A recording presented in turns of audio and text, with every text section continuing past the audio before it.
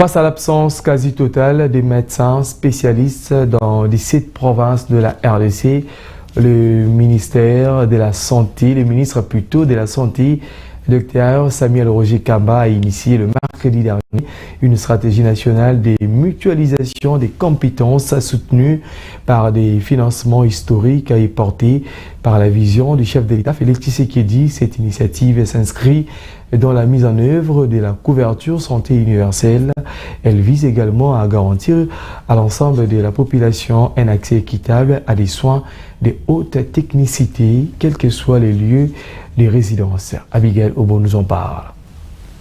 Alors que la majorité de provinces de la RDC manque des médecins spécialistes, le ministre de la Santé publique, Hygiène et Prévoyance sociale, Dr Samuel Roger Kamba, a inauguré le mercredi 18 mars la première journée nationale sur la mutualisation des hyperspécialités réunissant spécialistes nationaux et de la diaspora, gestionnaires, hospitaliers et décideurs pour réinventer l'accès aux soins spécialisés.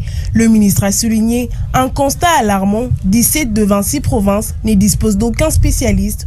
Pour réduire cette fracture sanitaire, le gouvernement mise sur la mutualisation des compétences. Je voudrais vous informer que le ministère de la Santé peut vous garantir qu'il y a 17 provinces dans notre pays qui n'ont pas un seul médecin spécialiste. D'où l'idée de dire, ok, est-ce qu'on peut mutualiser?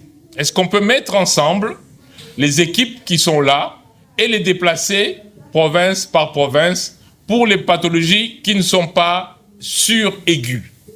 Dr Samuel Roger Kamba a salué la vision du chef de l'État, Félix-Antoine Tshisekedi, qui fait de la santé une priorité nationale, matérialisée par un financement global estimé à 1,2 milliard de dollars, 999 millions de dollars de partenaires internationaux sur 5 ans, 300 millions de dollars du gouvernement congolais. Dans l'optique d'une souveraineté sanitaire et de la couverture santé universelle, il a présenté des réformes pour améliorer l'offre de soins et la disponibilité des médicaments, dont une promotion de la santé des 2% sur le produit importé géré par le Fonds de promotion de la santé, ainsi que le déploiement progressif d'une assurance maladie obligatoire pour alléger la charge financière de ménages.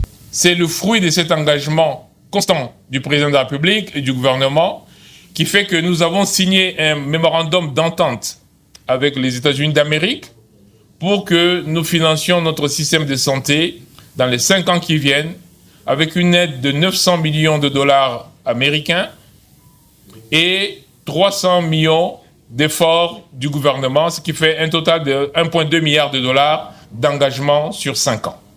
D'ailleurs, pour cette première année 2026, les dépenses qui sont déjà prévues sont de 200 millions de dollars.